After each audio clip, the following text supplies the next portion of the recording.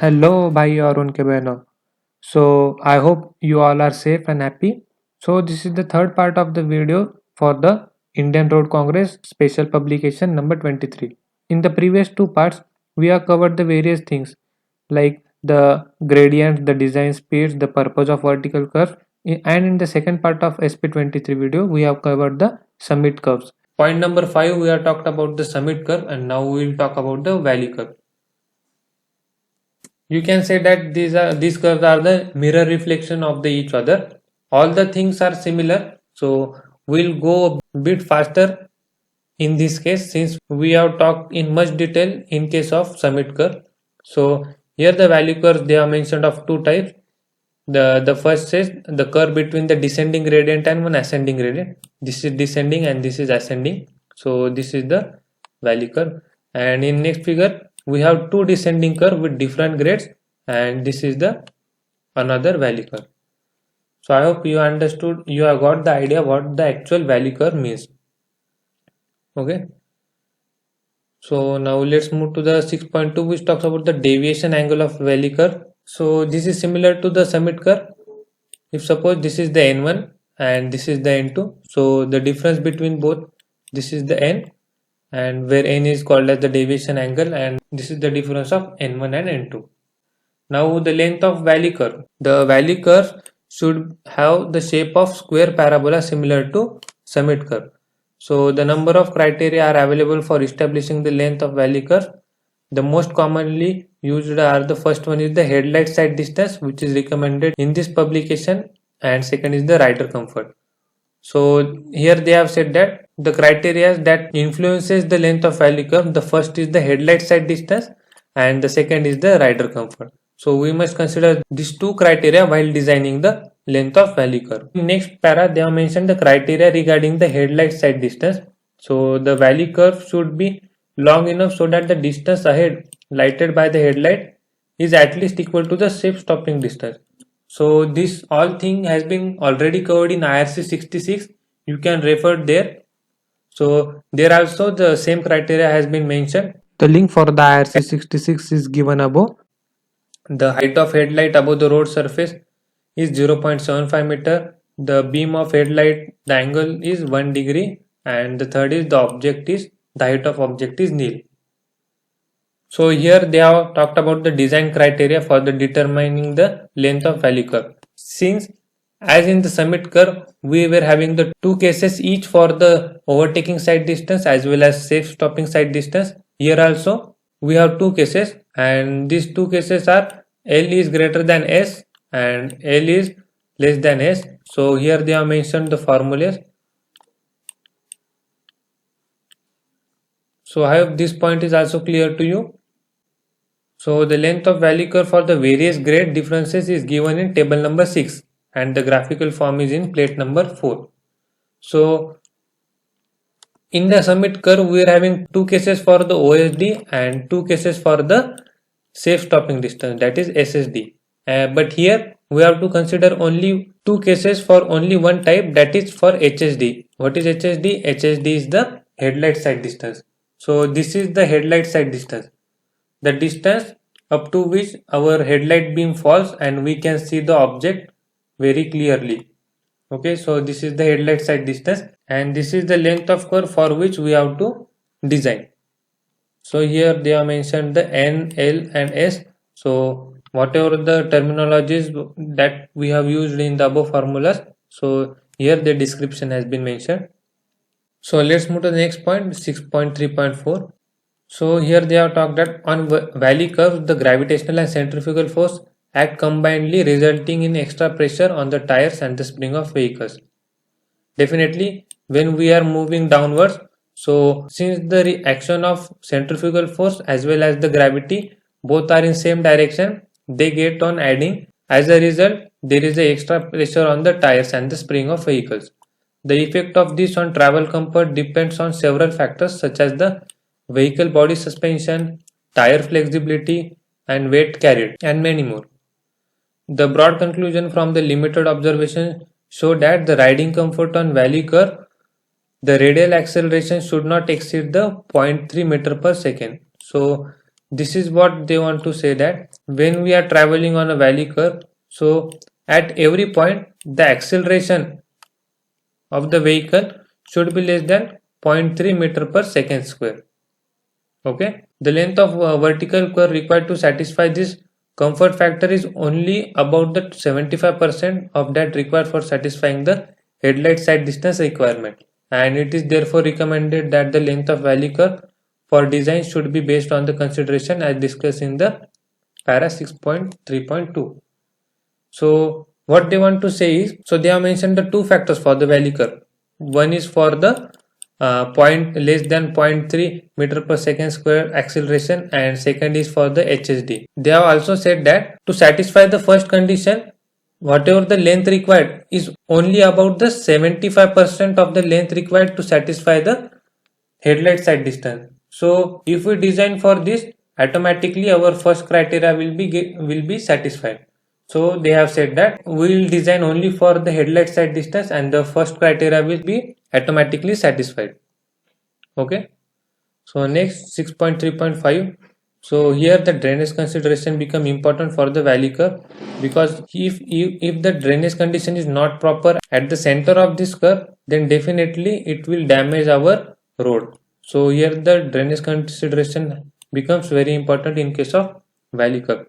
For the drainage purpose, it is desirable to have the curve minimum gradient of 0.5% if the side drains are lined, and 1% if these side drains are unlined.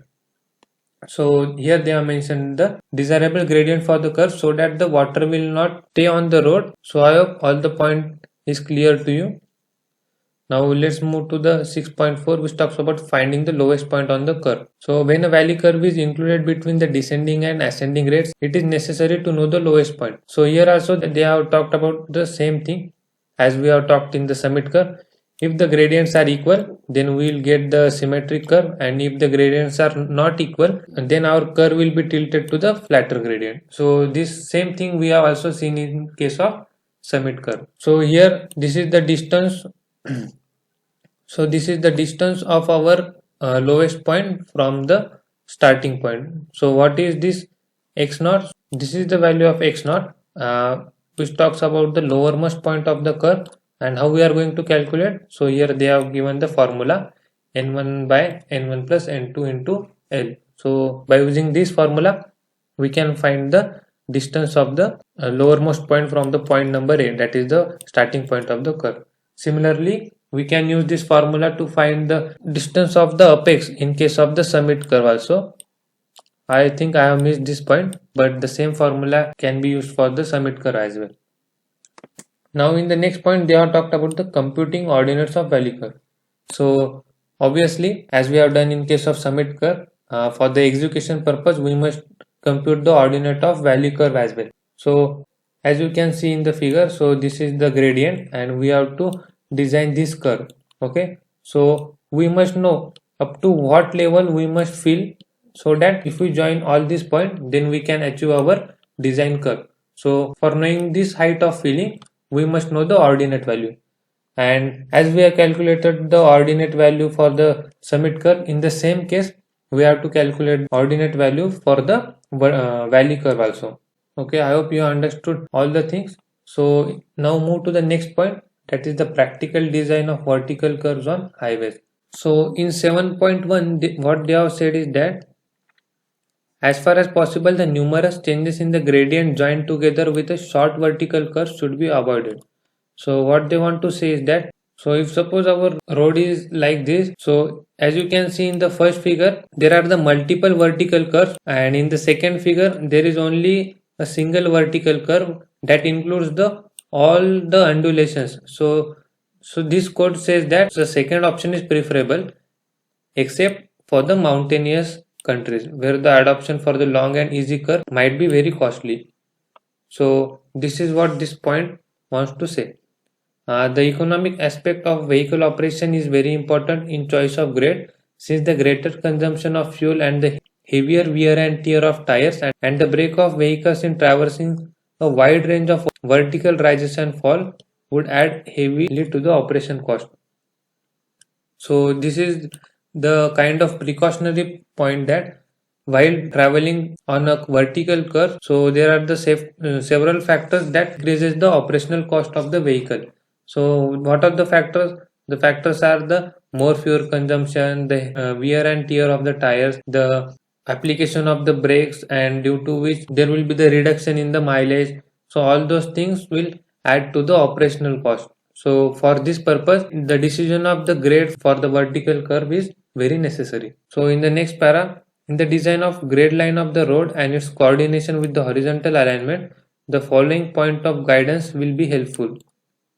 So what does this first point say? That the vertical alignment should provide a smooth longitudinal profile consistent with the category of the road and the lie of terrain. So as we have discussed in this code, so as per the road classification, terrain classification, design speed of that particular road, we must design the proper and smooth vertical curve. And here they have mentioned that the grade changes should not be frequent. So they have given that desirably there must be minimum of 150 meters in between the two vertical curves.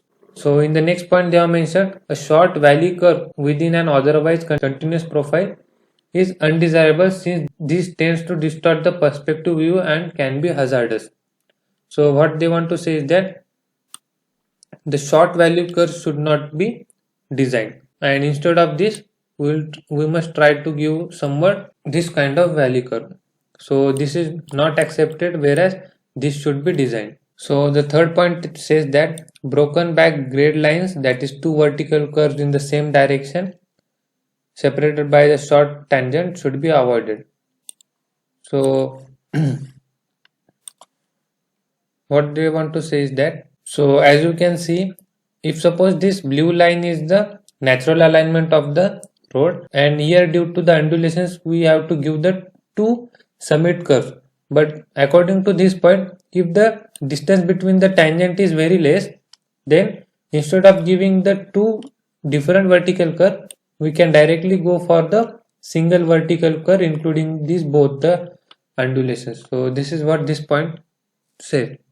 So in the fourth point, they talks about the decks of small cross drainage structures should follow the same profile as the flanking road section without any break in grade line. And for the small bridges up to 30 meter span and having the horizontal deck, this should be considered into a single vertical curve. So they are saying that if suppose this is the deck of the bridge, so this deck of bridge should be included while designing the vertical curve. So it should not happen like this. We are designing one vertical curve here and one vertical curve here.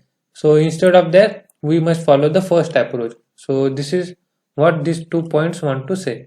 So in the next point, they are saying that the plan and profile of the road should not be designed independently. There must be proper coordination in this respect, and because of which we will ensure the safety and there will be improving the utility of highway and contribute to overall aesthetics. So here they want to say that the plan and profile should be designed in a unison.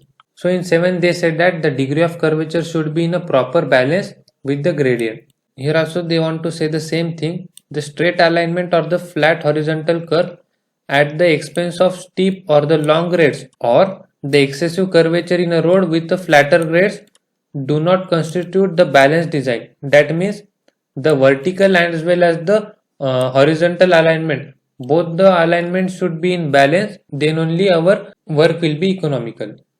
So in the next point they have said that the vertical curvature superimposed upon horizontal curvature gives a very pleasing effect. So they have said that while going for the horizontal curve, okay, if suppose this is the horizontal curve and we have the vertical curvature also in the gradient, then it gives a very pleasing effect. And they said that this length of vertical and the horizontal curve should coincide as far as possible, but because of any reason it is not possible, the horizontal curve should be somewhat longer than the vertical curve.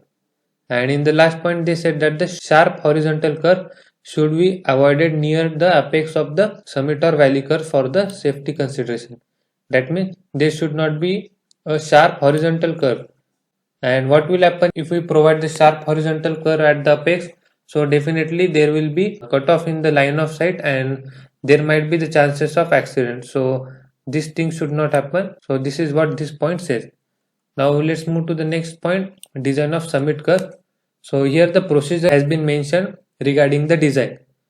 So on the longitudinal section of road drawn to scale are fixed the economical gradients selected by taking into consideration the amount of earthwork and other identical works involved. So here they are saying that first we must finalize the gradient. And how we are going to finalize? We are going to finalize the gradient depending upon the whatever factors mentioned above, that is design speed of the road, the type of terrain, and the amount of earthwork that a vertical curve will require. So depending on this, the two gradients should be decided and the deviation angle, that is n, should be found out. In the next point, they have said that the side distance applicable to the section of road is selected, and how it is selected by taking into account the classification of road and the topography of country. So these all things is mentioned in IRC 66. So here they are saying that once the gradient is final, then we should finalize the site of distance. And for finalizing the site distance, we must know the class of road, the topography of that land, and whether the section lies in overtaking zone or not. So in IRC 66, they have mentioned regarding the locations where the overtaking zone should be provided or where it should be avoided. So the next point, after deciding the gradient as well as the site distance, the next is that by using the plate 1, 2 and 3 that we have earlier discussed, we will calculate the summit curve length and as well as the m value. What is m? M is the ordinate of the apex. Once we are done with the L value, then we will round up that value and we will divide into the number of equal chords. And here they have said that the length of chord should not exceed the r by 200. So this is the empirical formula that they have given. And after calculating the length of each chord, what we are going to do? We are going to calculate the offset distances. And how we are going to calculate offset distances have been already discussed earlier in this video. In next point, they have said that by reading the value of m from the length designed from the graph, the depth of cutting required for the construction of curve is obtained. Okay, from the plate we will get the value of m, and why m is necessary? To find the maximum depth to be cut. So once we are done with all the things, next the constant a is calculated from the equation 2. Yes, we have obtained the value of a, that is 12 upon n, and the other ordinates and the RL of these ordinates should be calculated as the formulas has been given. So this was all about the summit curve. So let's once again revise how we will design the summit curve. First one is to finalize the gradient. First one is to finalize the gradient. Second is to select the side distance as per the topography or the class of road. Third one is using the plate, or by using the formulas also we must calculate the values of L, that is length of summit curve. And next we must divide the length of curve in the number of chords such that the length of chord should not exceed the r by 200. And from the plate itself we must calculate the value of m so that we will get the maximum depth required for the cutting. And at last we will calculate the value of a, that is given in the formula. And once all the things have been obtained, then at the last we will calculate the ordinates for the each of the chord ends, and by using the ordinates and the RLs we will set out the curve on the field. So this was all about the design of summit curve. Similar steps have to be followed. So we will just quickly look for the design of valley curves also. First we'll go for the gradient lines and then we'll calculate the deviation angle, that is n. Then we'll select the velocity as per the class of road and the topography of country. Then we'll go to plate number 4 and we'll see and we'll calculate the curve length. And here also after rounding it off, we'll divide into the several chords. Here also the length of each chord should not be greater than r by 200. And at last we will calculate the value of a and the respective coordinates for the chords, so that we must get the maximum amount of filling that should be done, and after this we will set out the curve on the field. So I hope both the designs are very clear to you. Let's move to the next point. So this 7.4 talks about the shock-free curves at the hump. So we will see whatever the written in this para with the help of figure. If suppose there is a bridge deck and these are the approaches. So what they are saying that firstly we will try to make the vertical curve by including the bridge deck, and sometime this condition may not be fulfilled due to the some limitations. So in such cases what we will do, if suppose this is the bridge deck, so we'll try to make the approaches in the curve manner. Okay, so in the next point they have talked that as per the recommended in IRC SP 19, the scales for the vertical as well as the horizontal profile they have mentioned. For the built up areas and the stretches in hilly terrain, the 1 is to 1000 for the horizontal and 1 is to 100 for the vertical. So these are the scales they have mentioned in this type of terrain, and in the plain and rolling terrain 1 is to 2500 for the horizontal and 1 is to 250 for the vertical. So this is how the scaling should be done as per the recommendation of IRC SP 19. So in 7.5.3 what they have said that the measurement of vertical side distance at the summit curve may be done from plotted profiles of highway by method illustrated in following figure. So we'll see in the figure how the vertical side distance at the summit curve can be measured. Okay, this is the height of a vehicle user to which we have to provide the safe side distance. So for providing the safe side distance as per the criteria mentioned in IRC 66, the height is 0.15 meter.